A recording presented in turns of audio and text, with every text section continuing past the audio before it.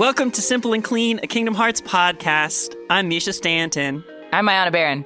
And today we have a special guest joining us. Woo! Welcome to the podcast, Multitude Community Manager, podcaster extraordinaire, and certified gamer, Julia Schifini. Just not true. You know what? This is always What, something... did you not get your certification from the board? Did they not send the certificate? No, it's one of those things... I can talk to them. Yeah, you should. It's one of those things where every time I'm like, I'm not a gamer, and then I'll describe games that the average person has never heard of before, and then also I will remind myself that in a fit of extremely bad depression, I ranked silver in Overwatch. Okay. So, like, I'm kind of a gamer, I guess. Can you name one of the less common games you've played? Oh, Slay the Princess is probably the first one that's pretty came indie. to mind. A Yeah, visual novel on a PC or Switch. That's, Julia, I consider myself a gamer, and I've never been ranked silver in anything. Yeah.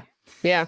I think that's pretty impressive, actually. Don't get fired from your job and then go through a serious bout of depression, because then you'll do that. Or do get fired from your job and do get depression. Hey, Mayanna. No, thanks. You're right. Julia, will you tell us a little bit more about yourself for our listeners? I know that, like, we're in the Multitude ecosystem and I've known you for a bajillion years, but, like, let them know. Yeah. My name is Julia Schifini. I am a podcaster and editor, the community manager for Multitude. I do a lot of stuff about mythology and folklore and cocktails, but I also love things like tabletop RPGs, video games, reading books. I like mushrooms and bird watching and hiking and foraging, and those are things that I enjoy. I also, at one point, trained for a year to be a professional wrestler. When I try to describe myself, I realize that, like, I sound interesting on paper. You do. I sure do. Yeah. Julia, you're interesting in real life. Oh, cool. That's good to know. Yeah. Yeah. Julia, what's your relationship to Kingdom Hearts? I played Kingdom Hearts. Probably that was my first, like, big video game franchise, I think. Okay. I remember getting the PS2 as a Christmas present, and I think my parents were like, "Oh, this is a Disney game. You can play this." I think they bought me. I think they bought me around the same time Kingdom Hearts, and also that Disney Tony Hawk spinoff. You know, Disney Do you Skate. know what I'm talking about? I'm familiar with Disney Skate. Yeah, pretty good game. You could play as Jane skating on a little mirror. Big fan. That's true. I think I usually played as Simba because I was Simba's like, it's cool that a yeah. lion can skateboard. Jesse was there. It was a great time. But Kingdom Hearts was one of the, I want to say, like, one of my first fandom experiences online as well, because I played Kingdom Hearts 1, remember the extremely frustrating thing that you couldn't skip any of the cutscenes, and so that fight with Ansem at the end of the game is just impossible. And I think true essence. It's so ingrained in my memory and so frustrating in that way, but I loved the game. I loved Disney as a Disney kid, for sure. Like, my family was a big Disney family. We went once a year. We would do the 24-hour drive from New York to Florida once a year, which was great. Yeah, Julia's a big theme parks kid. This is not Disney related, but you were in town a couple months ago for like 24 hours, and we did look at each other and go, so we're going to Universal for 4 of those hours, right? We sure did. We had like a work thing we had to do, and then there was 4 hours where we went to Universal, and then we went to another work thing. It was great. We had a great time. But Kingdom Hearts was amazing, and then in between Kingdom Hearts and Kingdom Hearts 2's release, became like quite online, even at that young of an age. And I remember the fandom around Kingdom Hearts 2, and particularly in deviant art. So like the idea of like people were making fan art of this thing that I liked and that I didn't realize there was more content for, because I think I didn't realize Chain of Memory existed because it wasn't on the PlayStation. You and most other people. And so I was very confused seeing this art of like, you know, this pink-haired guy with a scythe and flowers all around. And during the DeviantArt days in particular, there was a lot of fandom around like creating your own Organization XIII member. And there were like groups and clubs, and I thought it was so fascinating because I loved the idea of original characters during this time period, but particularly these organized organization OC fan clubs that they had. And because the organization, each member is aligned with an element, which I'm sure we'll talk a little bit more about in this episode, seeing what elements people were choosing outside of the 13-ish elements they chose. The one that sticks out to me is one person picked one, which was the element of surprise. And I'm like, that's really clever. That's really fun. Really excellent. And that person created Claire Obscura Expedition 39. I'm just kidding. You know what? Possible. Who knows? Who knows? Amazing. Well, that's fantastic. I'm so glad that you're so interested in that section of the fandom, because today we're going to talk about what is Organization 13. Now, before we dive in, I do have to ask Julia, what was your Organization 13 OC? I'm sure you had one. Man, it was a version of me because I was like 12 at the time. Pop off. You know? Sure. And I think that I chose like Gravity, which I think one of them actually is Gravity. So I was dumb and silly and didn't realize that at the time. But it was kind of like me, but in my mind, the character was from Hercules' world because I loved Greek mythology. Greek mythology has always been my shit. And I think I had it was just a Greek column was the weapon. Nice. That's awesome. cool. Hell yeah. Sorry. And final question before we stop. Where does the X go? Right at the top. Right at the top. Actually, Julia. no. I think it was Julia. Zujlia. Yeah. Julixa. God, Julixa's pretty good. Now I'm trying to remember what it was. I have to write it out because I feel like I was like Luzia. Cool. So Lujxia. It made no sense. The Amazing. J really throws everything off. Hey, Julia. Makes as much sense as the other one. That's true. That's true. They really dug themselves into a corner with a lot of those names. Sorry, I had to ask. No, that was a great question. Thank you. I had no artistic experience, so I couldn't really join the fandom. But in my head, I was like, this is what the character would look like, and did my little sketches that I never uploaded. Perfect. Sure. Well, I am very excited to talk with you about this because as we were conceiving of the show and getting stuff on paper, I did text you, Julia, and say, hey, if we were going to make this show, where would you want to come on? Immediate answer, Organization 13, pin it for me. Yeah, so again, a little bit more about my experiences. I didn't play any of the games after Kingdom Hearts 2. And that's just my own personal, I don't know what was wrong with me. Maybe, I aged out of the games. Maybe you didn't want to buy 3 or 4 extra consoles to play them on, perhaps. All handheld. But so I have been, since this podcast started, replaying through the games. I'm on Birth by Sleep. I just finished my replay of Kingdom Hearts 2. Wow. And so I was feeling really revitalized and refreshed as to what I actually remembered from my first playthrough. Wow. We're doing it, Mischa. We're doing it. I love it. The amount of my friends that are joining us in this fucking madness. Yay. It's so nice. So, what is Organization 13? Yes. Please.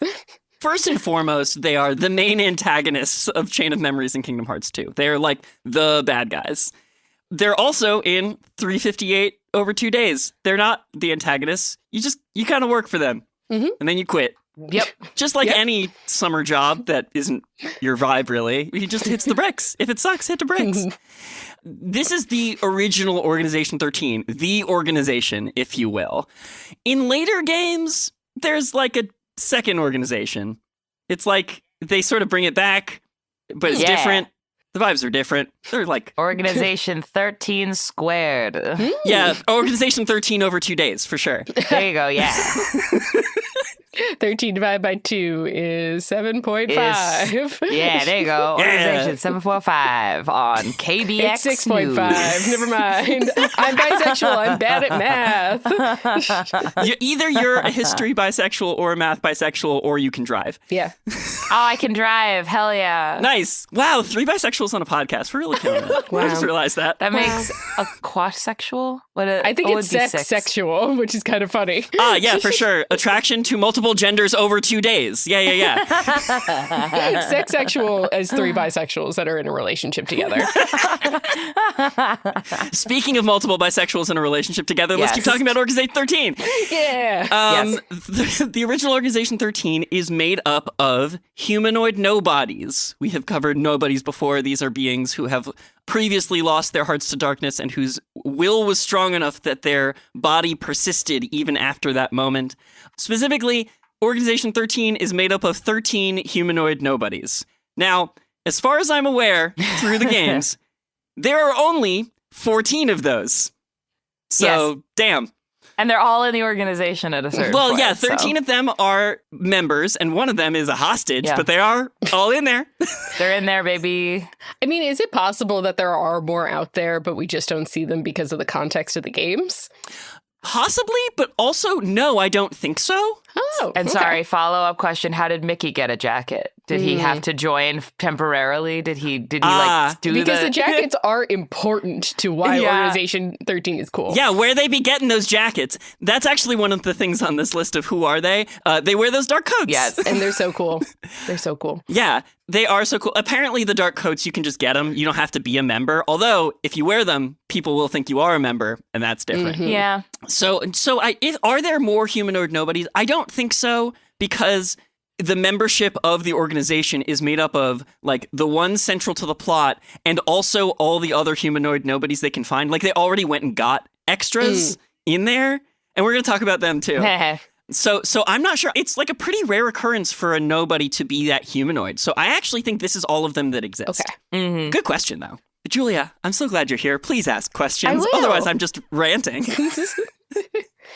The organization was created by the apprentices of Ansem the Wise, Sage King of Radiant Garden, when his experiments into the nature of darkness inside hearts corrupted them and caused them to overthrow him and pick him up bodily and toss him through a portal shaped like a heart. Insane. This is one of the craziest parts of this fucking franchise. Yeah, so that'd be the first 8 members of the organization were Ansem the Wise's apprentices who fell to darkness. They enacted a ritual upon themselves where they took their names and they added an X and they shuffled them around. That's so stupid. And that's how they get their names. I have a second follow-up question here. Okay. There was originally 8 people. Were they Organization 8 when they first started? Or were they like, 13's a cool number, maybe we'll find 13 of us? Well, see, in the game, they are referred to for a long time as the organization before it comes out that they're Organization 13. Gotcha. Mayanna has a distinctly different opinion of how this went down. Okay. Wait, remind me what my opinion was. Oh. I forgot. It's that he named it Organization 13, and they were like, why'd you name it that? And that old man said, just you wait. Oh, yeah, that's right. You wait. Well, because can't one of them see the future? That's not the Master of Masters. He didn't tell him, like, name it organization. Get rid of the. It's cleaner, you know? Yeah, exactly. Yeah, some of them can see the future. That's interesting. But that's not necessarily a part of, like, the organization's goal itself. Time travel does factor into it, though. And y'all know I love time travel. It's true. Yes. Here I am. That's one thing I know about Mischa. Motherfucker loves time travel. So true. So true, bestie. So what are they doing? They lost their hearts to gain ultimate power and knowledge or whatever. But now that they have it, all they want is to regain what they lost. All they want is to become whole again. Well, guys, maybe you shouldn't have thrown your hearts away in the first place. Yeah. And don't put those X's in your name. That was it was a phase, and you shouldn't have done it. Some of them, actually, hot take, some of the names with the X's are better. Some of the names with the X's are 100% better. Imagine you're going through your life, and your name's Ienzo, and you're a little boy, and people are like, oh, Ienzo, I'm a little Italian puppet maker. Yeah, you're a little Canada-era Harlequin. And then someone says, you can rearrange it, and also you can add an X, Zexion. That's Cooler. a Way fucking better. badass name. Yeah. So some of them are better. Yeah, it's true. It's true. But all they want truly is to get hearts again. Like, they threw them away for power, but all they want is to get them back. It's kind of interesting. So to this end, they are unleashing Heartless. They are gathering hearts with a Keyblade, and they are gathering those hearts up and recreating Kingdom Hearts, because when they have their own Kingdom Hearts, they will finally be whole. That's kind of their whole thing. Pop off. They live in a big old castle in the world that never was. It floats high above the city.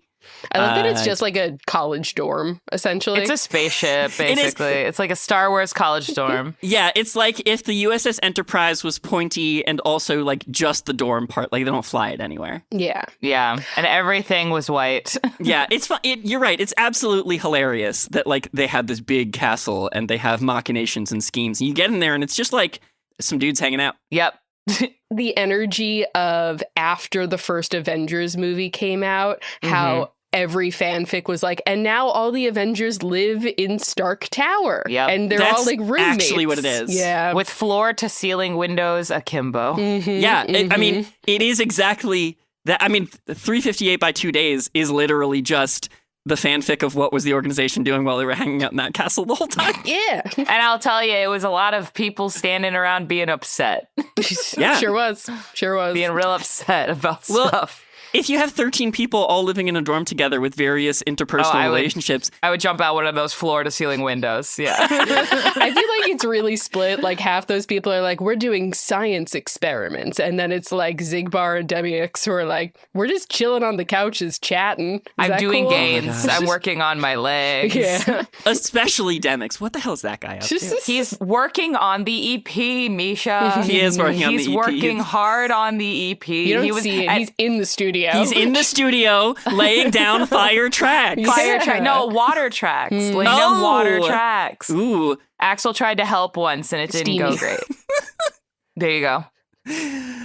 Yeah. Anywho. So what are they up to in the games? In 358 by 2 days and Chain of Memories, that sort of like pre-Kingdom Hearts 2 era, they're laying down plans. They're studying Heartless, but also killing them for their plot. They're studying / trying to get their hands on a Keyblade. To that end, they are gaslighting Sora, gaslighting Roxas, Gaslighting Naminé. gaslighting a replica so hard she thinks she's Shion. Yeah. They're also like working on replicas, which doesn't really like factor into the plot of the rest of it. They just like also are doing that kind of. I feel like that was just them trying to figure out how Shion happened. They're like, we want Shion in the story, but we've already had a nobody created by Sora / Kairi, but we need to have another one for plot reasons. What if there were robot clones? Yeah. Yeah. Now, Julia, how much do you know about these robot clones? So I have watched 3 whatever divided by 2 The movie. Yeah, I watched the movie and then I started Birth by Sleep, so I haven't gotten too far into Birth by Sleep. Gotcha. So I do know about, and I've watched all of the cutscenes for Rechained, Unchained. Wow, the most committed a guest has been in covering the material. We're so proud of you.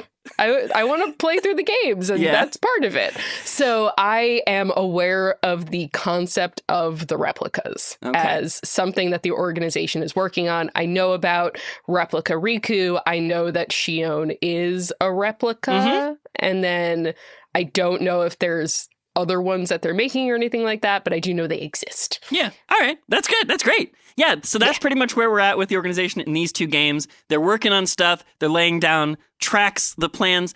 Things get disrupted when Sora kind of goes into hiding for a year, or when Naminé puts him in that pod and they kind of hide him in the Matrix for a year. They really want Sora, but they can't get him. So they really have to do some kind of alternate plans. And that doesn't really go great for them because Shion and Roxas, they bail. Oh, they bail so hard. Just waited. Yeah. It's really, you should have just waited. Did they lying in wait for hundreds of years? You could wait like 1 more year. No, Mayanna, I want Kingdom Hearts 4 now.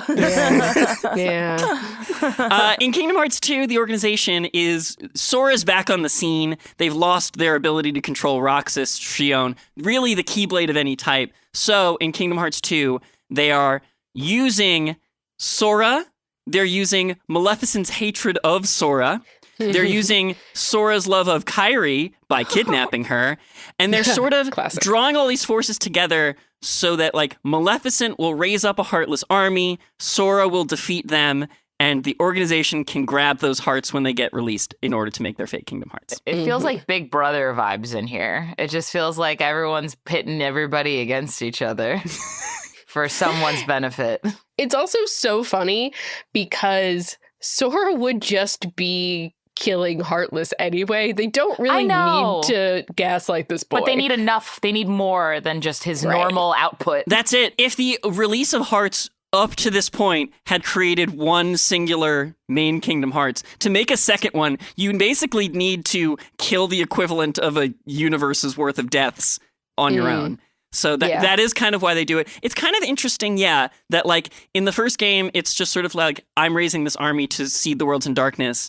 And Maleficent is like a secondary antagonist of Kingdom Hearts 2, but she's doing the basic villain plot, and then the organization is like one level removed from that, so they feel very manipulative by turn. Yes. They're the 4D chess to Maleficent's 3D chess? The normal chess. Yeah, regular chess. 2D chess. How would you play 1D chess? In your mind's eye. Yeah. Is 1D chess just tug of war? Yes. Thumb war. Yeah. Oh, thumb war. Great. And so that's what they're up to, and they're really trying to make it happen in Kingdom Hearts 2, but Sora's too good at fucking shit up, and they don't make it happen. Every single one of them dies between Chain of Memories and Kingdom Hearts 2. Sure does. The organization all gets wrecked. They are no more. Except they are still some more, because in Dream Drop Distance in Kingdom Hearts 3, they resurrect the organization, only now it's the real organization. And also they're doing different stuff, and mostly that old man's in charge. Yeah. I'm excited to get there. I'm just like, yeah. It's like when a new CEO takes over and it just ruins everything. It's exactly like that. It's like when you had the original studio and they put their entire heart into the project, and it sort of like can't sustain itself in our modern environment, and they all get cast to the winds, but then like a new CEO buys the rights to the name and brings like half the employees back, and like they try to make it happen, but like the vibes are just not the same. Yeah, and all of the locations are all like fancy sanitized, and you're like, the logo used to have character, remember? And the Cubs had cool designs on them, and now everything's white with minimalist font. Looking at you, McDonald's. That is, by and large, generally what's up with the organization. We are only 20 minutes into the podcast episode, so I thought... What could we do a bunch more, Mischa? So I thought maybe we would just go through the roster of the organization. Okay. And, I don't know, maybe make a tier list or something. Hell yeah. Ready to go, baby. Ready to go. Okay, so each of these members has a rank, a name, a like... wrestling tagline, I guess. Yeah, true. They have their original form, like who they were as a human.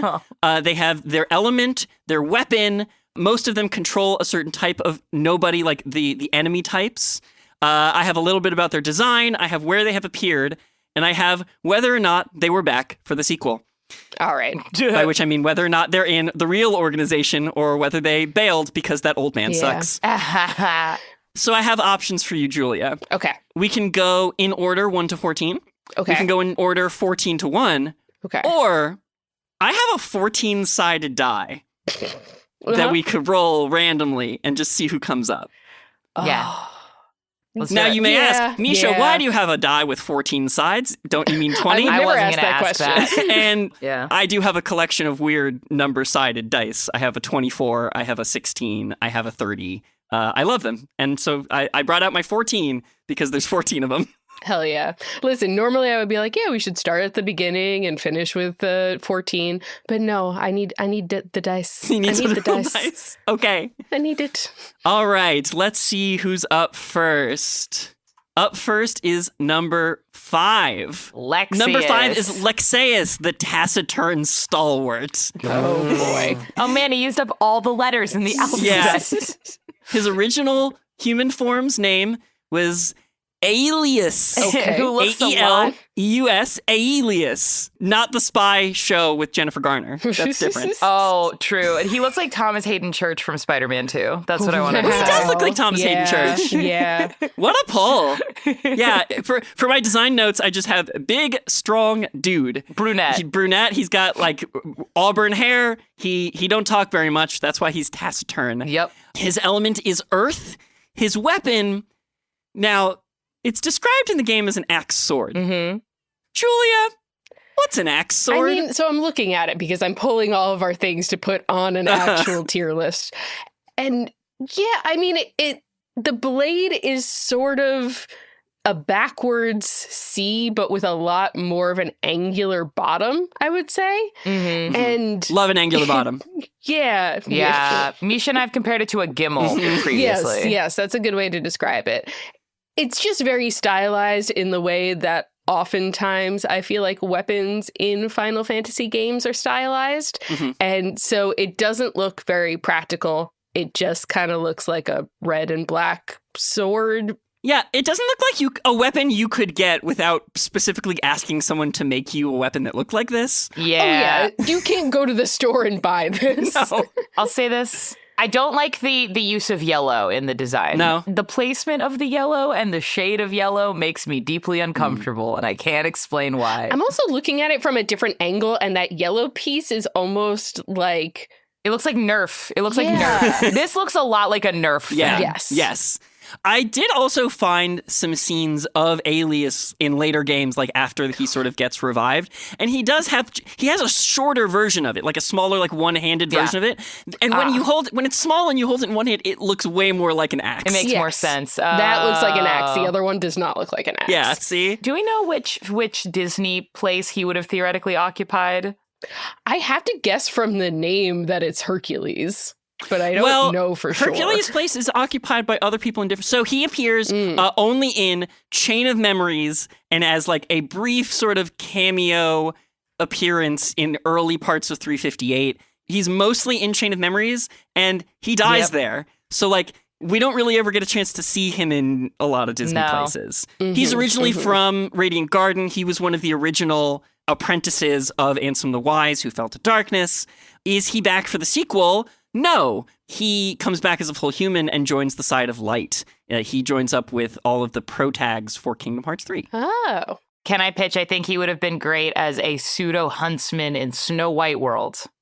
Yeah, that's a good one. Dwarf Woodlands? Is that what that's called? I think. Hang on, I'll double check. You're playing Birth... Oh, no, you just started, though. You wouldn't know. No, I'm not there yet. But, like, the axe does make more sense as him, someplace with trees. Huntsman. Yeah, for sure. That makes sense. All right, Julia, Lexaeus, where you put him? So I'm going to base these off of like 3 different categories in my mind, which is like style, appearance, and voice actor.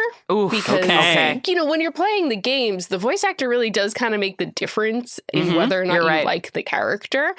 And from what I remember watching all of the cutscenes in Rechain of Memory and just from his general vibe, his hair, rancid. Hate it. Eyebrow situation, also terrible. Yeah.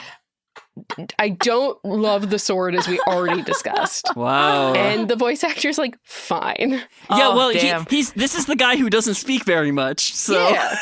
But sometimes you have a good voice actor for the kind of like stoic, taciturn character, right? Like, I watched a lot of anime as a kid, and I always really liked the character who was like the quiet one. like only uttered like 4 lines per episode. So this is not doing it for me. Yeah. But he's going to be a solid D on my tier list. Whew, okay, starting strong at the bottom of the list. I am a spicy tier list person. I think you'll find these interesting. You have to be picky. You have to be discerning. Mm-hmm, what are you going to put everybody in B tier? No. No. That's not fun. All right, who's next? Oh, boy. Next up is rank 4. That's Vexen, the chilly academic. Oh, boy. His original form is named Evan. It's spelled even. It's pronounced Evan. Sure it is. His element is ice, and he wields a shield. Okay. I actually do like a shield wielder. Shield wielder's fun. Yeah, and especially... Goofy, hey, how are you? Especially in the, like, context of Kingdom Hearts, the fact that a shield is a weapon... That is kind of cool and interesting, I suppose. And it's pointy. It's got, like, offensive embellishments on the shield, but it is primarily a shield. We're not sure what types of nobodies he would have controlled, but Vexen is also the guy who's most in charge of the replicas. He was one of Ansem the Wise's original apprentices, and when Xehanort formed the organization, Vexen was sort of put in charge of the replica program. It's his baby. He's a very, like... lofty. He doesn't like show a lot of emotions. He just wants to work on his science and his replicas. and that's kind of his whole deal. For design notes, I have long hair, punchable face. Yes, agreed. sure. He's got like the face of the most condescending person you've ever met in your life. And the voice of one too. Like Yeah. that's the vibe they were really trying to cultivate with Vexen for sure. Yeah. He appears in Chain of Memories prominently. He dies there. He features pretty prominently in 358 before his death. And he is back as Vexen, not as a human, but as the nobody self in Kingdom Hearts 3. He is back for the sequel, but when he gets brought back for the sequel, they don't need him to do the evil heart stuff. They just want him to make more replicas. And then he makes the replicas, and they're like, we don't really need you anymore. Oh my God. So, Vexen, even though he's back for the sequel, in Kingdom Hearts 3, he flips. Oh. He does. It's true. Vexen has like a small little redemption arc in Kingdom Hearts 3. It's kind of neat. And that's fun. I like that. That's one cool thing about the organization in Kingdom Hearts 3 and the fact that like half people are in, half people like there is more of a like people switching sides and like gray area in the middle. There's more of a dynamic there. I don't know. It's interesting. No, that's valid. Julia, what do you think about Vexen? Oh, man. I hate that we're rolling all of my D-list guys immediately. No, that's great. Sucks. Terrible. Awful. Like you said, punchable face. Yeah. The hair design is also pretty terrible in this. It's just the grossest color. It's like It's a really rancid yellow. It's like a warm gray. It's bad. Yeah. It's like how a lot of novelists would describe like dishwater blonde. That's how I would describe this. Oof, you know what I mean? Damn. Yeah. Absolutely. The shield is kind of cool, but it feels like they just kind of dragged it off a lower ranking nobody and put it on him. Like it feels like a weapon that you would see on another type of nobody that is not as cool and humanoid. Yeah, like one of his lower rank guys was walking by and Vexen was just like, give me that. Just yoink right off of him. And then I kind of also want to base this off of what their human form looks like too. Okay. And Vexen's is boring as shit. He's just like in a lab coat with a neckerchief and I'm like, He's just a boring. scientist guy. Yeah. Vexen, the science guy. D tier, unfortunately. I love a scientist. I don't want to think that like all the scientists are D tier. Do you know what his shield is called? What's his shield called? Frozen Pride. Oh, shut the fuck up. yeah. So all of the weapons do have like custom names. I did not write them down, but they are funny. Yeah, Lexius is his Sky Splitter. See, that's cool. That's that cool. Fucks. That's a magic axe you'd pick up in a D&D campaign for sure. For sure. It's also very Earth vibes. Yeah. Like a mountain splits the sky. Yeah, Yes. I feel you. Okay, next up. Oh, wow. We rolled like 4, 5, and 6 right next to each other. These are all of the organization members that die in Reverse Rebirth. Next up, we have rank 6, Zexion, the Cloaked Schemer. He do be scheming. He really did be scheming. His original form's name, as mentioned, was Yenzo. The puppet Harlequin. Poor guy. That's how you birth a schemer. Yeah, exactly. His element is illusions. Not an element. Well, there's 13 of them. You gotta give some leeway. I know. they get a little bit of like, oh, okay, so like luck is an element, I guess. Sure. And his weapon is a spell book. Now, I don't know if you remember this from the like early day when this game originally came out, but there was a long time I remember distinctly where like they sort of hid what his weapon was, and there was like fan speculation about what it would be when they revealed it originally. No, just kidding. It's called Book of Retribution. What if it was just called Book? I did think you were just gonna stop it. It's called Book. He's another guy where we don't know which nobodies he would have commanded. A lot of the people who only appear in Chain of Memories and then die, we didn't get a chance to learn what kind of nobodies they commanded. Design notes: emo boy with an eye. Thoughts? My thought is, I actually really kind of enjoy him. Yeah. He definitely like scratches that itch of 12 or 13-year-old Julia who loved an emo boy. He's probably not like S or A tier for me, but I think he's a solid B. And in replaying Kingdom Hearts 2, I really enjoyed the fight that they had against him, where I forget what they're called, but they're like the echoes. Yeah, the graveyard. I want to say absent silhouettes. Something like that. Yes, I think that was it.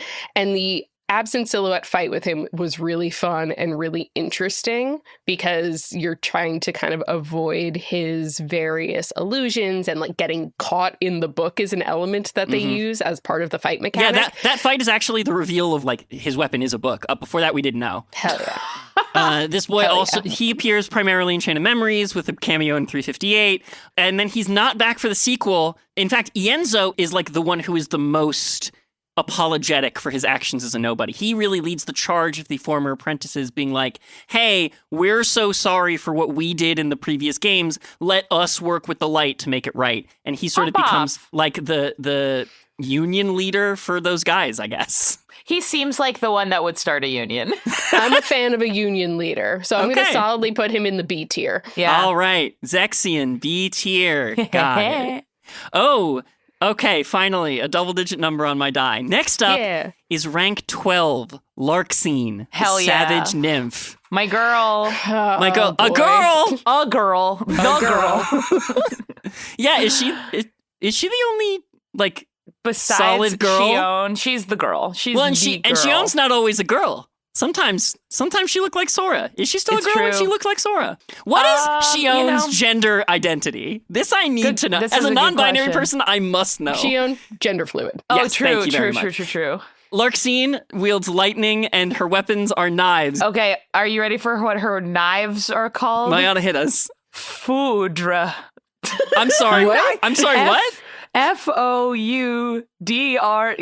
Foudre.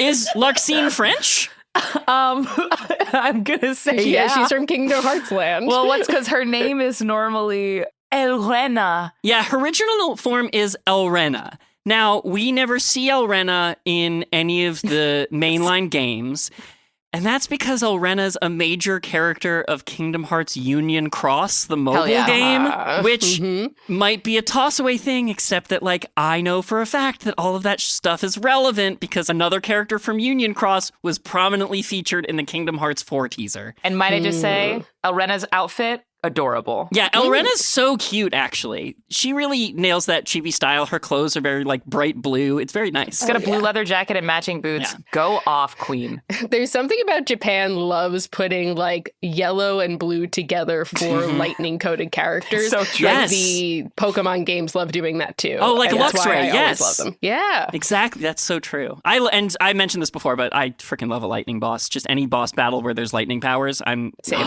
Okay, so Foudre does mean thunder in French. Ooh. Yes, I was going to say it's the French word for the thunder spell in the Kingdom Hearts games. Oh, cool. That's cool. See, it's all together. That's awesome. The nobodies she commands are the ninjas, which only appear in Kingdom Hearts 3, because that's the only one where she has nobodies to command. Design? Girly coded. Very girly for coded. sure. I like her antennae hair.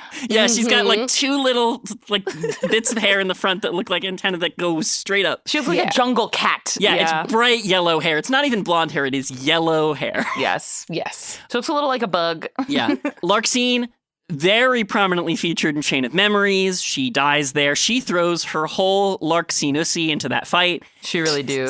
Brief cameo in 358, very brief cameo in Dream Drop Distance, and then she returns in Kingdom Hearts 3. She is back for the sequel. She comes back as one of the members of the real Organization XIII, which means after learning that the plot of the original organization was kind of a ruse, she comes back for the real version. Which I wonder why. I mean, Larxene really just loves to inflict pain, and I think She's a being of chaos. yeah, she's the savage nymph. She really just wants to hurt people, so I think that appealed to her. There's a disconnect between like Elrena the person and Larxene the nobody that they have not covered in canon yet. But man, I have so many questions. Yeah, I do too. Larxene's one of those characters that I can't stop thinking about. Same. For normal reasons. Yeah, for Definitely normal reasons. I don't know and what not you the mean. reason you'd gather 3 bisexuals on a podcast. Like, Julia, what do you think about Larxene? I have conflicting thoughts about Larxene. I think she's a great villain in the way that like Azula from Avatar is a great villain. I hate that she's the only girly and therefore like just so bitch coded. Yeah. In a way that I'm like, that doesn't feel right to me necessarily. Like we could have made her like a little bit less of a bitch. Yeah. Well, not even like a bitch. I think we could have made her less sociopathic in a way utterly that feels hateful. Weird. Yeah.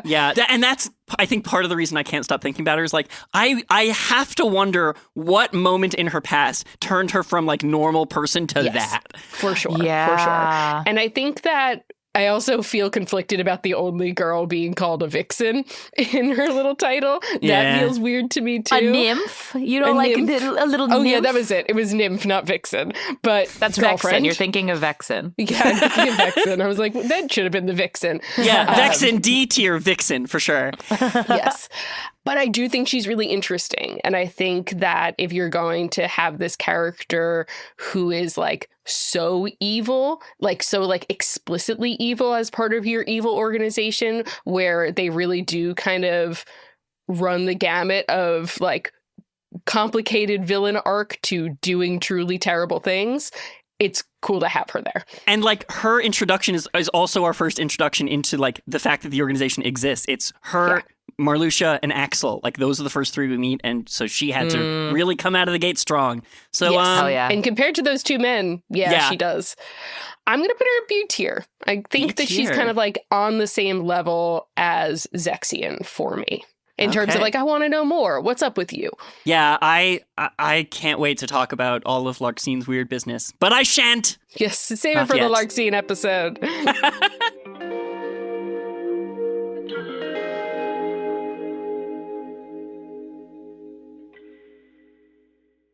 Hello, it is I, Mayanna, back again to let you know that we have a Patreon. We are coming back into the new year, and we are so appreciative of the support we have. It is one of the most direct ways that you can help support the show. If you want to show your love to us, that would be the best way to do it. You can find us on Simple and Clean Pod on Patreon. You can get ad-free versions of the episodes, and you also get special bonus content. We have the Secret Reports. That's a place where we're going to discuss games or pieces of media that we're really passionate about. So if you like hearing us talk, you're going to hear us talk more over there in an exclusive way on stuff that we're not going to talk about on the rest of the show. We have Mischa's entire playthrough of Dispatch, the game that I worked on there. We also have been talking about Final Fantasy. We've been talking about some other JRPGs. So if you want to connect with us and you want to support us, that would be the most direct way to do so. Thank you again so much for those of you who have been supporting the show. We love seeing you guys on there. So yeah. As you all know, Simple and Clean Pod is part of the Multitude Podcast Collective, a collective of podcast creators and experts doing shows talking about things they're passionate about. Shows such as This Guy Sucked. This Guy Sucked is a history podcast for haters by haters. Join historian Dr. Claire Aubin and a new expert every week to pull back the scholarly curtain on some of the world's biggest bummers. No dead person is safe, and the show's guests prove that the best part of understanding the past is criticizing it, such as people like Christopher Columbus, who I personally can't stand. You can listen to that episode and other delicious episodes every Thursday wherever you listen to podcasts. From Charlemagne to Carl Schmitt, every episode gives listeners all the ammo they need to win dinner table arguments over why history's main characters were actually kind of the worst. You can listen to This Guy Sucked wherever you listen to your podcasts. New episodes every Thursday wherever you listen. As Kingdom Hearts fans, we over here at Simple and Clean know there's nothing more important in this or any world than the drip, the threads, the look, which is why we're thrilled that we've got the support of the amazing drip crafters over at Insert Coin sponsoring this episode. Insert Coin creates stylish, approachable, and size-inclusive apparel for so many of your favorite video game fandoms like Ace Attorney, Fallout, God of War, The Last of Us, and so many others. Based in Essex, just outside of London, everything Insert Coin makes is in partnership with the studios behind your favorite games. Right now, they're celebrating their 15th birthday, and with our promo code Simple and Clean, you can get 10% off your purchase and help support us while we yap about Sora's big shoes. Visit insertcoinclothing.com and use promo code Simple and Clean for 10% off. That's insertcoinclothing.com for 10% off.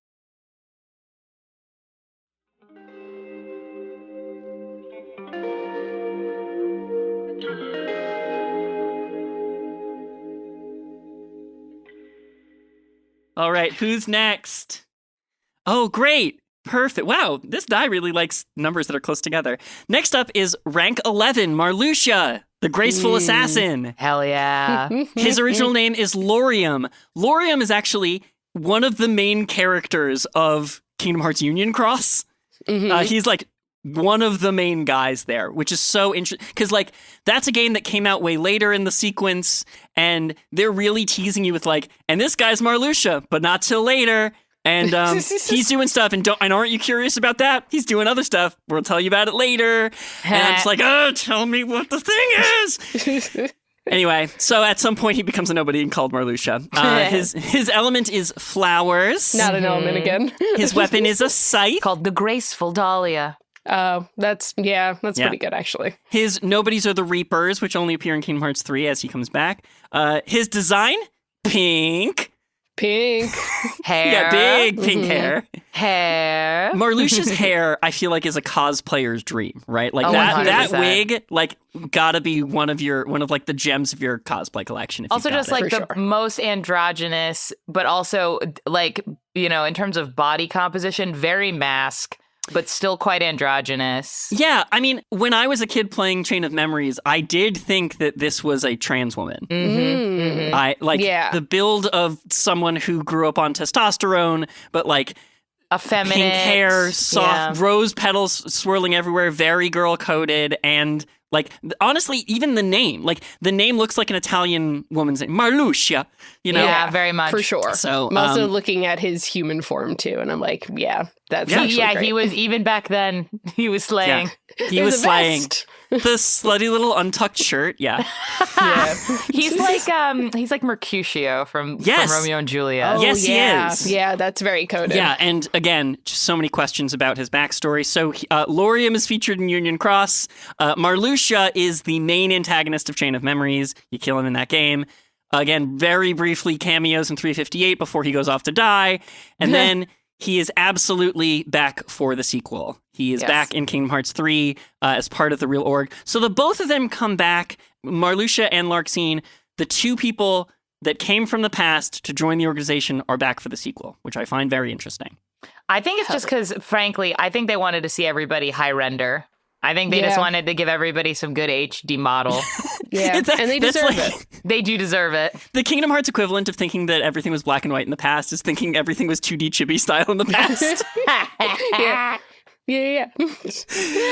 I have a lot of fond fandom memories of Marluxia. Yes, this I want to hear about. Tell me about how the fandom interpreted Marluxia. Right. So keep in mind, I didn't know this character because I did not play Chain of Memories. But the way that the fandom tended to characterize him was like flamboyant and dramatic. Like every time he was in like a little comic or in some fan art, just thousands of petals going by. And you're like, yeah, that's kind of great. And so I had this idea of him being like way more flamboyant and dramatic than he actually comes across in the games. Like Tamaki, Suo vibes. Yeah. He's quite understated, actually, in the games. Yeah. For someone so, like, radiant, you know? Graceful Dahlia. But just in terms of appearance and vibe, that's A tier for me. I love a Scythe character. Again, like the idea of this like beautiful sort of like deadly flower villain is very sexy to me in a way that like only Japanese fiction can do. And I'm a big fan. We love in every rose has its thorn, you know? Of course. Yeah, he's one of the coolest ones, unquestioningly. Yeah. Well, and I knew you'd say that because Marluxia's very Utena coded. Oh, yeah. Like, yeah.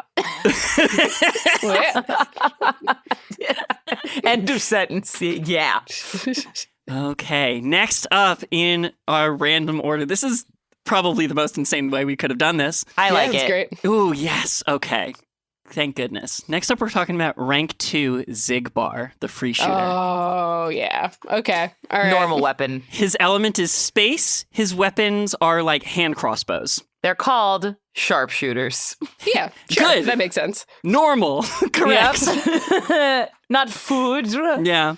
His nobodies are the snipers, which are my favorite because I love warp snipe. The move warp snipe, my favorite move. So cool. He's got long hair and a ponytail. He's got elf ears. It's like salt and pepper hair. He's got an eye patch and a huge scar across the side of his face, which he receives in Birth by Sleep. Cool. So like he's very distinctive. He's also got like a loosey-goosey sort of posture. His shoulders are always kind of dropped and drooped. He looks like he goes with the vibe, but this is the guy with a plan. So he appears in many games. As Xigbar, he appears in 358, Kingdom Hearts 2, Dream Drop Distance, and Kingdom Hearts 3. He is absolutely 110% back for the sequel. In fact, he might be one of the reasons the real organization is even happening. And that's because his original form was a guy named Braig. Hell yeah. Cool name. Braig appears in Birth by Sleep. He's a minor character in Radiant Garden. And he seems more involved with villain plot than like the other apprentices are at first glance. And that's because Braig, this guy, also appears in way more games as other characters. Oh. I don't want to get too far into it because save it for the Xigbar episode. Well, I'm going to have a full Xigbar episode. This guy be hopping bodies. Oh. So he's also in Kingdom Hearts Union Cross, Dark Road. Like he's in Kingdom Hearts Key back cover, the movie version of Kingdom Hearts Key that they released with the bundle, so you might have a chance of knowing what's going on, although it doesn't really help. He's Xigbar. This guy is in a lot of it. I'm fascinated by this man. He's also incredibly charismatic in the games. Can I tell you who I'd cast as him? Yes. Ooh, yes. Walton Goggins. Yo. Yeah. Yeah, that would fuck. That's really great. I have no notes about that. That's perfect. Thank you. Thank you. Yeah, so eye patch guns, loosey-goosey nature belying deep, deep, deep planning. Centuries-long planning. Fascinating. How you feeling about Xigbar, Julia? Listen, I would say one of the hottest members. 2, one of the coolest members. Voice actor wise, fantastic. They did a Nails good it. job. Good texture. Solidly S tier. Wow. I'm so proud of you, and to be honest, I would have accepted nothing less. This is fair. Fair enough. Fair enough. Xigbar might be my top tier guy in the organization. Can I present a theory that, but I think Axel breaks this theory. People who are born in Radiant Garden have elf ears. Now, see, that is interesting. See, some of them do have elf ears. I think it's Xigbar. Sykes has elf ears. Can't remember if Xemnas does or not. I'm gonna. But I don't check. know if like Vexen does. I don't think Zexion does. So like, yeah, that's interesting. I don't know. Yeah, I wonder what distinguishes who gets elf ears. Maybe it's just like God's favorite. Yeah, it doesn't appear that. It could just be what? genetic. Xemnas does have pointy ears. Okay. At least in these 2D render screenshots I'm seeing, it does look like his ears are a little pointy. Maybe it's like the higher rank in the organization you are, like not number wise, but like how much power you wield. Because like, right, it's this. We just named the top 3 guys in the org: Xemnas, the leader; Xigbar, the second in command; and Sykes, who sort of assumes the right hand role. Like, yeah, the executive officer role. Yeah, and he has pointy ear. Yeah. Interesting. Very interesting. Sykes makes more sense, and we'll get to that when we get to him, but it makes more sense for him to have pointy ear than anyone else. Agreed. Hey, you want to get to him right now? I just rolled 7. Oh, yeah. Rank 7. Oh, get ready for his weapon name, guys. Rank 7 is Sykes, the Luna Diviner. Insane. He wields Moonlight, and he carries a claymore. What's that claymore's name? Lunatic. Got him. Yeah. Actually great. It's actually so really good. Makes sense. Got him. And he commands the Berserkers, which are the nobody type that also wield claymores. Those are my least favorite type the of the nobodies. traumatizing. They hurt. They're going to bad. kill you, and it's going to hurt the whole time you're dying. His design, he is a blue-coated elf. Man. He's got a big X scar across the bridge of his nose, and that makes him look fucking cool. It's true. It does. His original human form was named Isa or Isa? I Isa. think it's Isa. I can't remember. I think it is Isa, but I also think that's bad. I agree. That's fair. I would say it's one. Here's the thing: the cooler and shorter your Organization XIII team name is, the worse your real name was. Yeah. Because you just have less to play with. You have less options. So Isa was childhood friends with Axel's human form. They grew up in Radiant Garden, and they were rambunctious teens who liked to break into the castle. And one day they stumbled upon horrific experiments and decided the only way to find out the answers to the questions they seek is to sign up and infiltrate the organization. And then they do, and then everything goes to shit. So he's not quite one of the original apprentices, but he's very kind He's of close to it. He's tangential. He's adjacent. He's like 1.5 rather than 1.0. Yeah, Organization XIII over 2 days, for sure. Yes. Shit. He appears in 358. He appears very prominently in Kingdom Hearts 2. He's briefly in Dream Drop Distance, and he's back for the sequel. He's back in Kingdom Hearts 3. I think he's mostly back for the sequel so that we could have the epic conflict of former best friends, so that we could have, like, Sykes on one side and Axel on the other, and that could be part of the final conflict. Blue versus red, the classic pair. You know, I don't know that, like, Sykes' motivations, like, it makes sense for him to be back for the sequel, but I do love the red versus blue conflict at the end. Mm-hmm. Yeah. It's nice. Sykes, where does he go? So here's the thing. I really like his design. I'm a big fan of like a cool scar, which is also why Zigbar is like towards the top as well. Yeah. And I haven't seen these images of his human form before. Like the teen version is very fun. Like, you know, 13 or 14-year-old Julia playing Kingdom Hearts 2 would have been like, that's a cool character. I want to see more of him. Mm-hmm. But now I'm also looking at these images from, I don't know what it's from, but it's like an adult human version of him. It's probably the end of Kingdom Hearts 3. And wow, that man is hot. Mm-hmm. Wow, that man is hot. So I'm going to put A tier. I also really enjoy his fight in the end of Kingdom Hearts 2. It's really good. It's one of the best really ones. fun He has one of the better, like, villain monologues in Kingdom Hearts 2, I would say. He really is, like, you know, his affect is so flat, but he's a guy who wields berserker rage. And so, like, the contrast within him and, like, the way he sort of builds that monologue, it's so contained, and then he unleashes it for the final fight. Like, it's just really It's scary good and storytelling. good. Yeah. It's good. A tier feels right to me. I'll also say A tier because he's very werewolf coded. And Yes. I like werewolves. Oh, you love a werewolf. Yeah, that's I so do. true. You love a moon creature. I'm also werewolf coded. So. Yes, very true. All right. So A tier for him. Okay, who's next? Ooh, 3. Number 3 is Zaldin, the Hell Whirlwind yeah. Lancer. His element is wind, and his weapon is lances. Thus, the Whirlwind Lancer. Sure. Thanks so much, game. Lindworm. It's called Lindworm. Jeez. You heard that right. It's Lindworm. Yeah, so his fight in Kingdom Hearts 2, like, he has these spears, and he gathers them with the wind, and he sort of manipulates tornadoes to, like, send the spears places, and then he whips them up into a whirlwind and gathers the spears up into, like, a giant dragon form that he can ride. The irony, a lindworm is a type of wingless bipedal dragon known for its venomous fangs. Yes, from Norse mythology, I think. And specifically not for flying. Not Yeah. for flying. No. He controls the Dragoon nobodies, which are pretty sick nobodies. Love actually. dragoons.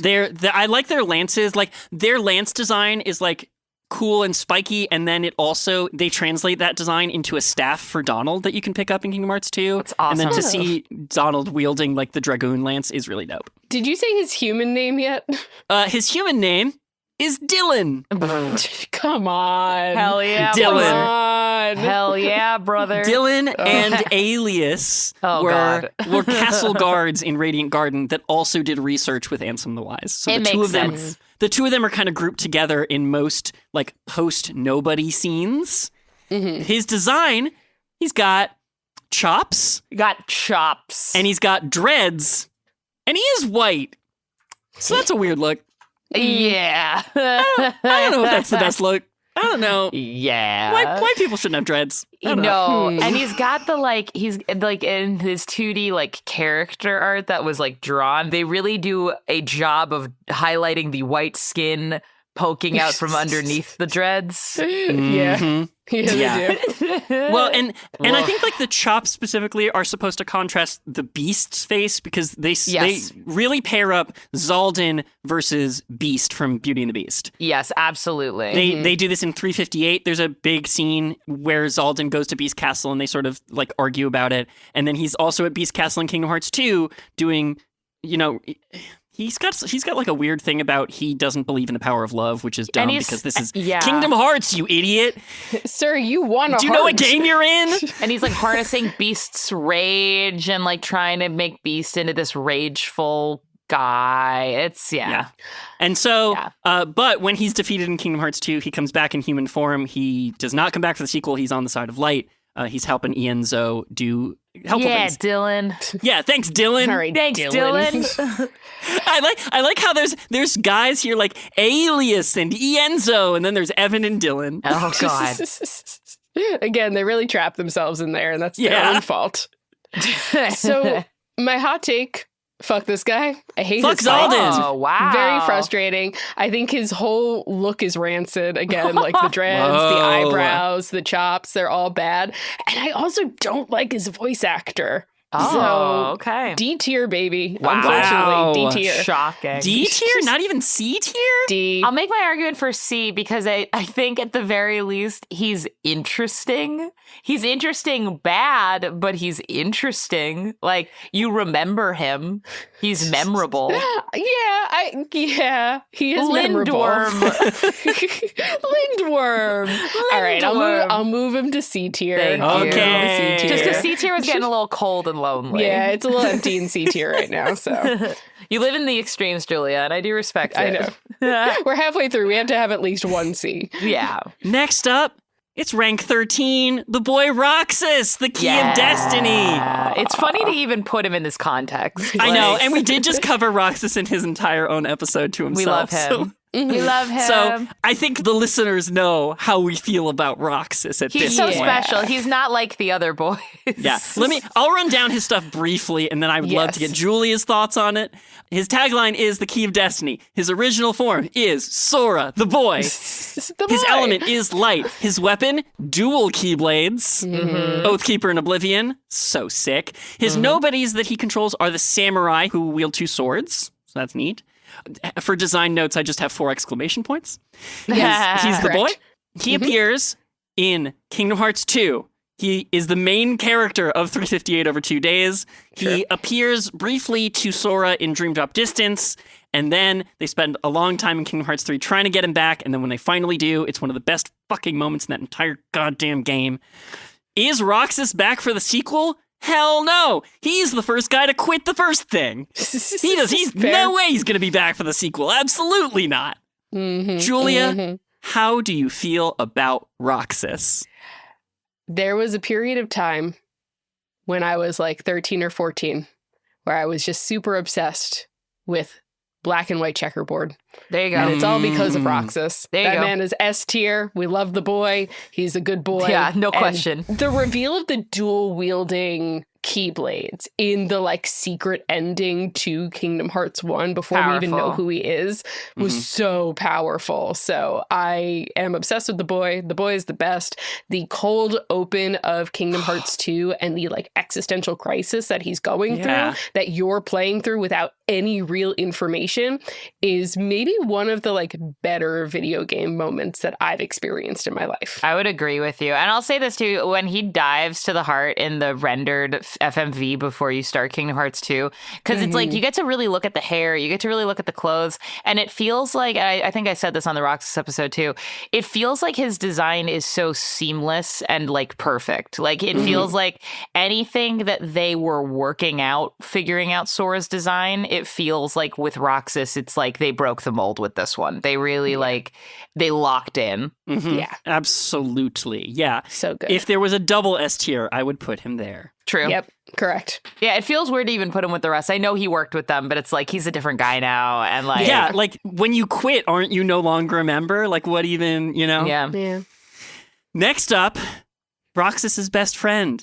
We have rank 8, Axel, the flurry of dancing flame. Our boy. Our boy. He wields the element of fire and chakrams, which are circular bladed weapons. Yes, they're called the Eternal Flames. Oh, yeah. That Yeah, makes sense. classic. He controls the assassin nobodies because he's an assassin. That's kind of his whole deal. Axel starts out really leaning into like the wild, erratic flame of it all and like sort of like the amorality. And then he becomes best friends with Roxas, and Roxas changes his mind and changes his heart. Yeah. His original form was named Lee or Leia. Yeah. Lee. Something like that. However, even after he turns back into a person, he realized that Axel's a cooler name, so he starts going by Axel even as a human. Damn right, dude. Yeah. I would too. His design is so sick. He's a skinny beanpole of a man in one of those black coats. You can always tell it's him just by the silhouette. And if that wasn't enough, he's got huge red spiky hair and bright piercing green eyes and a smirk that would make 1,000 women swoon. And me. True. And it did. And it did. An entire generation fell in love with this man. I have no doubts about it. He's one of the major antagonists of Chain of Memories. He's one of the main characters of 358 over 2 days. He's heavily featured in Kingdom Hearts 2. He is back for a cameo at the end of Dream Drop Distance, mostly so you know what he's about when he comes back in Kingdom Hearts 3. He's a pretty... Yeah. He's like, I would say, a very important secondary character to Kingdom Hearts 3. 100%. Is he back for the sequel? Fuck no! That dude quit so hard he got his own Keyblade. There you go. Did. He got a new job, He baby. did do that. He got a new job with benefits and a higher paying salary and vacation days in the hyperbolic time forest. And 2 women to be friends with instead of just 1. 2 That's girls? 2 No women way. friends. Crazy. You can't have 2 women friends. Oh, shoot. I'm looking at this podcast. I gotta go, I guess. Uh-oh. Dang. All right, see ya. I mean, like, we all know Axel's S tier, right? S Like, tier, one of the Axel! most interesting characters in the Kingdom Hearts franchise, I would say. He was so beloved, the designers were like, you can't kill him. Yeah, like, it's always kind of like, I was replaying Kingdom Hearts 2, and I was like, I know Axel dies at the end of this, and I'm sure that, like, it's really, like, a big moment. And then he just, like, overexerts himself and dies, and I'm like, okay. We can do better than that, I feel like. But Yeah. they bring him back enough that I'm sure that the emotional, connection will feel right when I replay it again. I also want to say I haven't seen his, like, back to human design. Mm-hmm.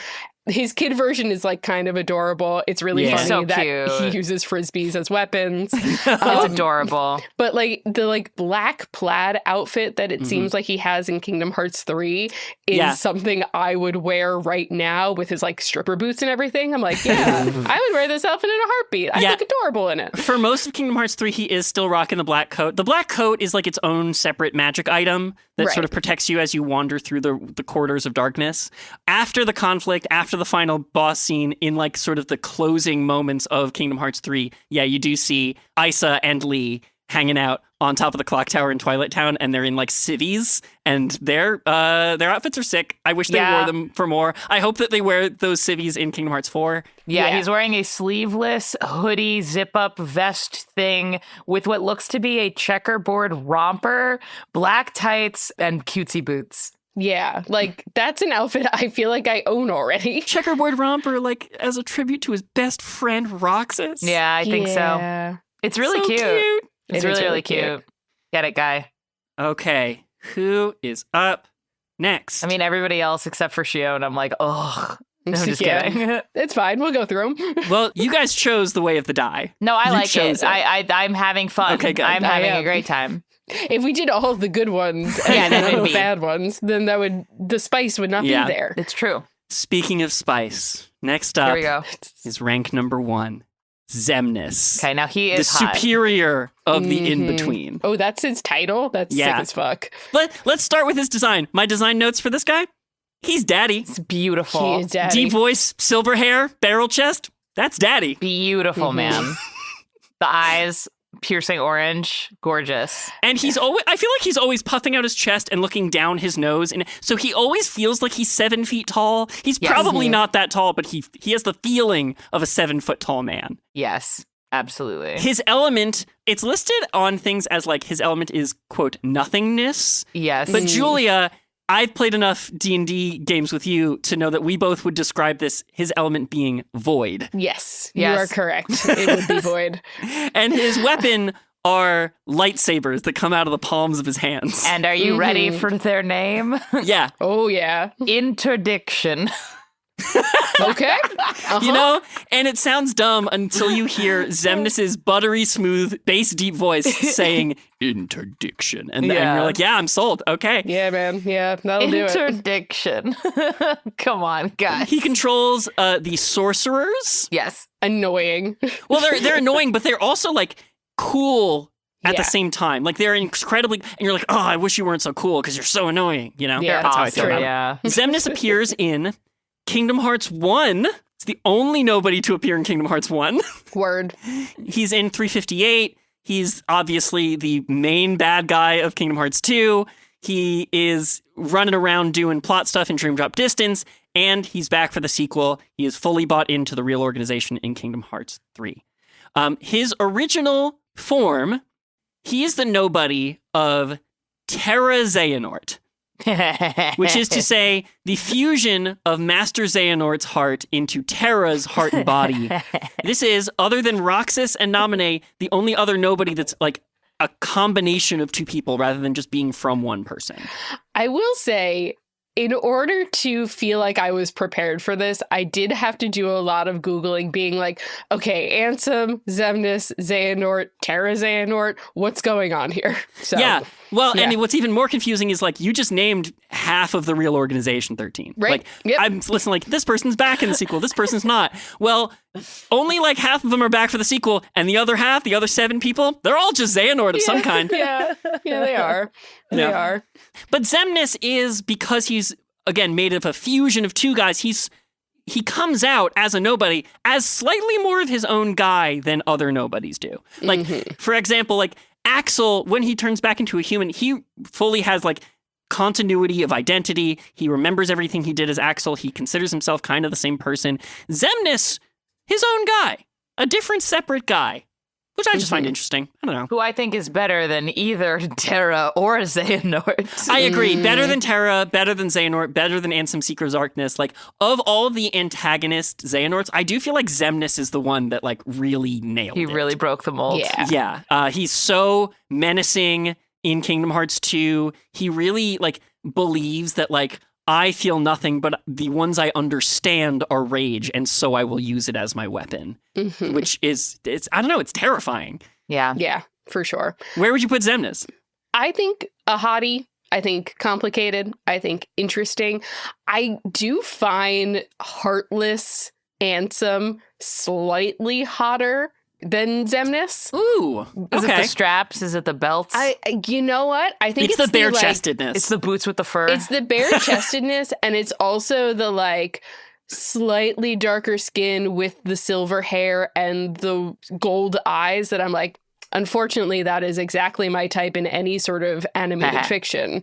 And I do really like that a lot. And I also really like when Riku is walking around in that form, and I'm like, yeah, that makes sense to me. I'm into that. So I'm going to say A tier, because I think I've seen enough of you, but also I think you're interesting. Yes. Okay, let's move on to our next pick. Now, Great. we have 3 left, and I think the 3 we have left are so interesting because it's kind of like the cast-offs of Organization 13. Sure is. Next up, we have Demyx, the Melodious Nocturne. Yeah. Okay. His element is water, and his weapon is a sitar.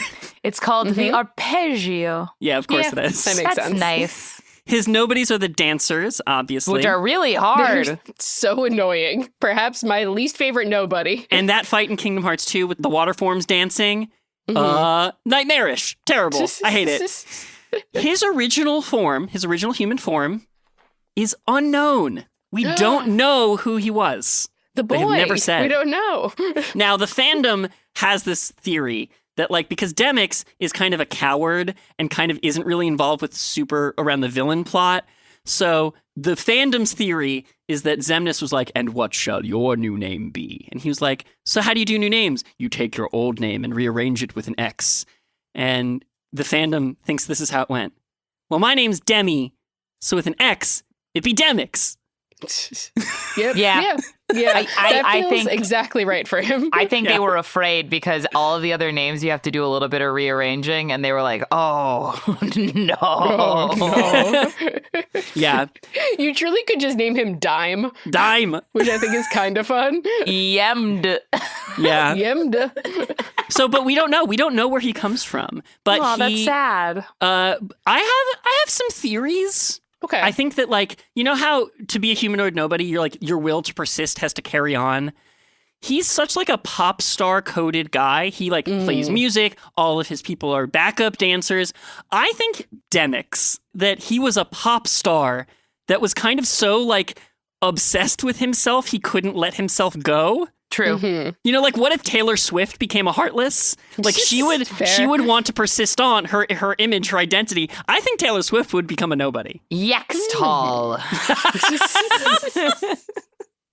Yeah. Amazing. Taylor, if you think this is good, call me. I know, call. It's been a minute Please, since y'all I haven't heard from you in a while.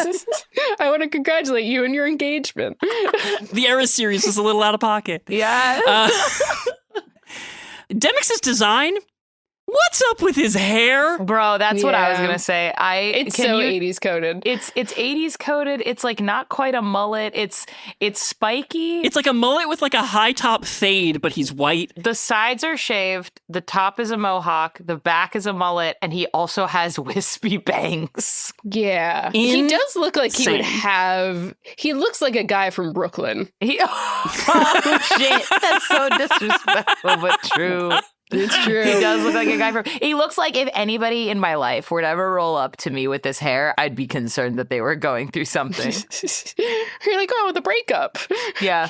I want you guys to imagine you're in Greenpoint, you're getting your $8 cold brew, and down the street, you see riding a tandem bicycle, Demix and a dancer nobody. Just the two of them on a bicycle. And their relationship has been so toxic since day one, and I just want them to break up so badly, and they just won't. I think he's out there busking in the park, and then the dancer nobody's just dancing in front of him. She's so for free. No other reason. They're playing Obla Dia Bla Da by the Beatles. This man appears pretty prominently in 358. He sort of takes Roxas around and mentors him. He's in Kingdom Hearts 2 as a big hella coward until he has one of the hardest fights in the entire game. And he's back for the sequel, but they bring him back and then they're like, oh, we got replicas working. You could be a reserve.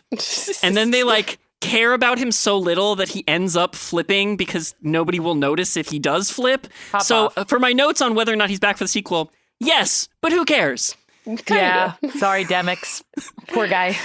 Somebody had to be the little stepchild, you know? I guess so. That's what they need Shion to be. I don't know. So here's my hot take. Go for it.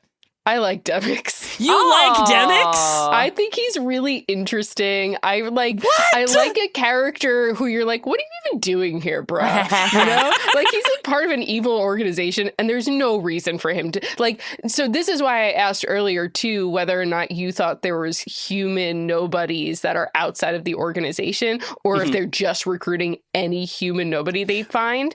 Because I'm like...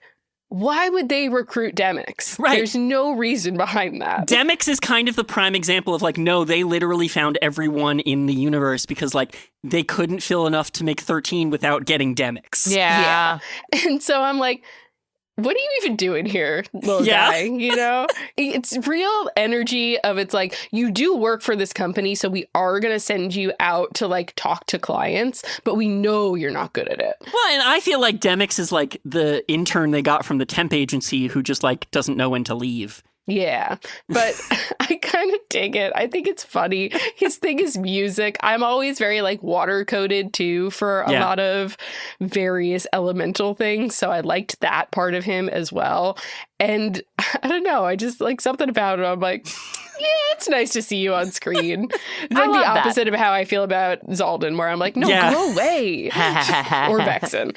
So what are you thinking? I'm putting him at B tier. I think that's nice. Because I think that's a compromise. That's the biggest promotion he's ever gotten. Exactly. Yeah, for sure. Exactly. Like, he's real like between B and C for me, and I think that could be like a compromise that I could make. But yeah, I'm going to put him like solidly between them, and then we can... Makes sense. Yeah, great. All right. Next up, we have rank 10, Luxord, the Gambler of Fate. Yep. Bro, what are you doing here? Well, this is the other guy where we don't know who his original form was. There we go. I have no theories about where Luxord comes from. Demix, like the one I thought of, I was like, oh yeah, that makes sense. He was like a singer and he was very, egotistical, and the ego led him to persist his body after heartlessness. I don't know who Luxord was. I don't know if he was like an ordinary gambler who was like oh, shall I persist on after death or shall I not? Let fate decide. And like the die roll led him to be a nobody or something. Like, I don't know who he was. He is very pirate coded. Very pirate But that coded. might be me being colored by the fact that you do, in fact, meet him in the Pirates of the Caribbean world. Well, you meet him in the Pirates world. He's got one earring and a British accent, like pirates in media. He's also in Pirates of the Caribbean world in Kingdom Hearts 3. So, like, they bring him back to Caribbean world. So he is very pirate. And pirates gamble, notoriously. Yeah. The Liar's Dice scene in Pirates of the Caribbean, one of the best scenes in Dead Man's Chest, I would say. And, like, his whole thing is dice and cards. In fact, his weapon is cards. It's called Fair Game. Sure is. Oh, yeah, the deck of cards is called Fair Game. That's good. That's cool. a good one. That's one of the better ones. Yeah, I agree. And his element is time. Which doesn't make any sense at all. I did, in my mind, I'm like, it's luck, right? Like, that would make fate. sense. It's time. I think it's because, like, it's the heartbeat between the roll of the die and the landing. Valid. Yes. You know? I don't Wow, know. poetry. As I've mentioned, I love a time thing. I think You do. of all the elements, and, you know, granted, some of these are not elements, but I think of all the quote-unquote elements, like time is the one I'm aligned to the No, most. I'm going to say something controversial on the podcast. I think that elements should include weird concepts like time or gravity. I think it's weird to be beholden by like wood and fire because, you know. Well, so who do you think the organization member would be that governs antimony? Antimony? You know, like, what is antimony? It's one of the periodic table of elements. Oh, one of those. Yeah, like what Vexen. do you think? What do you think about like the lithium? I feel like that's you know what I mean? Like, It's all the scientist organization members. Yeah, it's that's If they're in a Vexen. lab coat in that one scene, then you know that they're doing real elements. right. So Luxord comes in and he's like, my element will be time. And Vixen like takes a pointer, points at the periodic Where? table, is like, that's not on the chart. Find it for me. Yeah, Luxord's design. He's like a white British man. Yeah, he's He's a got white like British short man. cropped, bleach blonde hair. He's kind of fruity. He kind of looks like if Gordon Ramsay went into music instead of cooking. Yeah, like Gordon Ramsay was a music producer. Absolutely. Yeah, a that's music right. producer, very X Factor. Yes, very that. Yeah. He's also like very 90s coded because he feels very bleach blonde Yes, to me. Spike from Buffy the Vampire Slayer. That That's too. what I was trying to think 100%. of. Yes. But he is hot. I mean, Spike, one of the hottest characters in fiction. 2 earrings on the side, 2 little earrings, cutie. And his very nice dangly eyes. little nobody one, too. Yeah, very Yeah. nice eyes. He appears in 358 by 2 Days. He appears in Kingdom Hearts 2. He has a cameo in the background of a scene of Dream Drop Distance to set up his reappearance in Kingdom Hearts 3 because he's back for the sequel. But why is he back for the sequel? Because he seems not quite as bought into the real org plot of it, as it were. Mm-hmm. He ends up like sort of trailing Zigbar, who's been dispatched to find this black box. And Luxord is like, okay, so we're all doing this plot. What does this box have to do with it? Why is Zigbar acting funny? I want to figure out. So he sort of like ends up trying to figure out what Zigbar's doing. Yeah. Most of the plot. And so like Zigbar and Luxord are best Devil's 3-way combo, I would say. They're also both pirate coded, Yeah. which is interesting. I don't know. Yeah. hold on. I need an extra second with that one.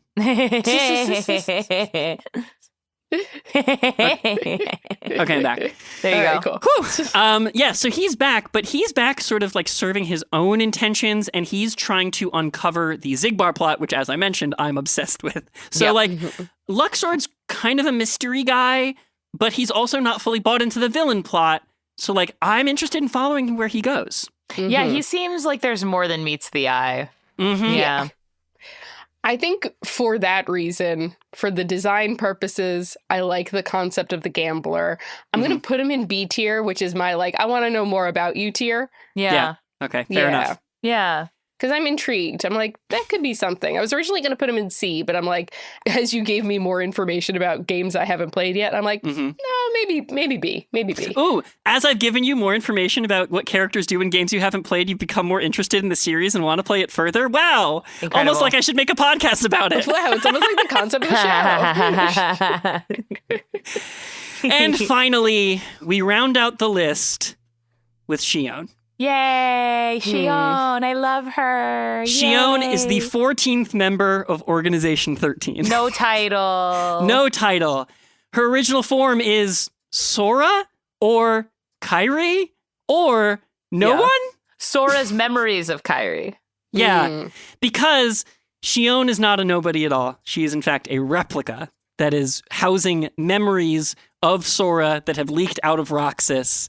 And so she sort of like takes on the aspect of some of the things in those memories. Her element is light. She wields a keyblade. She does not command nobodies. She looks like Kairi with dark hair. And it's awesome. Also, her name is just number 1 and then an X. Yeah, it's number I, the imaginary number number. I and then X. Because she's like not really a member. I love her so much. And so she looks like Kairi with dark hair, except for that one scene at the very end of 358 where she looks exactly like Sora. Yes. She is one of the main characters of 358. She appears in Dream Drop Distance. There's sort of like a little bit of debate whether or not to include her in the new org. And she is back for the sequel in Kingdom Hearts 3, but during the final conflict, they flip her. Yeah. You're fighting her as one of the bosses, and then there's a beautiful emotional cutscene, and then all of a sudden she's fighting alongside you, and that's pretty sick. It's so great. I'll also say this. Her nobody boss form at the end of 358 is incredible. That it looks like, what if Sora's outfit from Kingdom Hearts 1 was a nobody kaiju floating over Twilight Town. And it was also a mech. Yeah, it's awesome. So bro. good. Yeah. She rocks. Okay, we don't have that many girls in our pantheon of the girls. And Xion, I mean, I think Kairi's amazing. I think Namine's amazing. I could make an argument that Xion might be the best female character in Kingdom Hearts. Wow. We'll talk about Aqua as well, because Aqua's also amazing. Yeah, I'll go to bat for Aqua, but like Xion's really up there too. Xion, it's like a neck and neck just because like Xion goes through so much, and we'll talk about her in her own episode, but she like her boss fight's amazing. Her boss fight theme is amazing. Like the existential conflict she's going through is so emotional and powerful.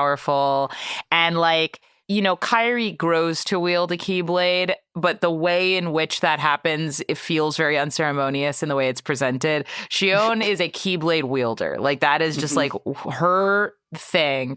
And the fact that she's this really cool combatant, that she's self-possessed in that way as a fighter, that she's in the organization, that she's the only other woman in the organization. She just fucking rocks, bro.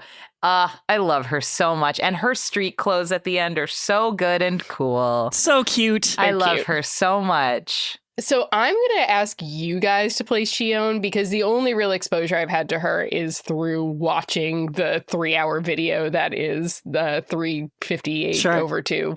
Did I get the number right that time? Who knows? 358 over 2 days. That is the majority of her on-screen appearance time.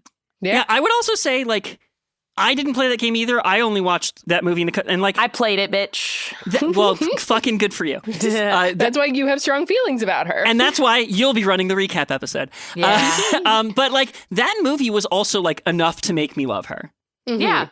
It's all the cutscenes. It's like, you know, you don't bop around doing dumb work bullshit like you do in the game, but like all the pivotal emotional moments are covered there. Yeah. So you got it. But yeah, she's awesome. I mean, Mischa, may I make an argument for S tier? Yeah, please. If Roxas is up there, I think she needs to be up there right with him. Okay. I think so. The only reason I would knock her down to A tier at all is just from like the lack of time spent with her. Like she's really only in a couple of games. If she was in more games, she would be an easy S tier for me. Even now, I'm still okay with S tier. I think that's true. Okay. Yes, I'd make the argument for S tier also only in the fact that like the emotional impact she has on Axel and Roxas is so significant and brings so much to their character journeys that I think that the impact of her is enough that even when you don't spend as much time with her, the influence she has on the other characters in the games, I would say, makes her S tier. But that's just me. No, I absolutely agree. That totally makes sense. I'm into it. Hell yeah. That's it, gang. That's Organization 13. Can I run down our tier list with you? Sure. Yes, please. Just to confirm and lock everything in. Okay. So let's start at the bottom and then work our way up. At D tier, we have Vexen and Lexaeus. Yeah. I still feel good about that. The only person at C tier, Zaldin.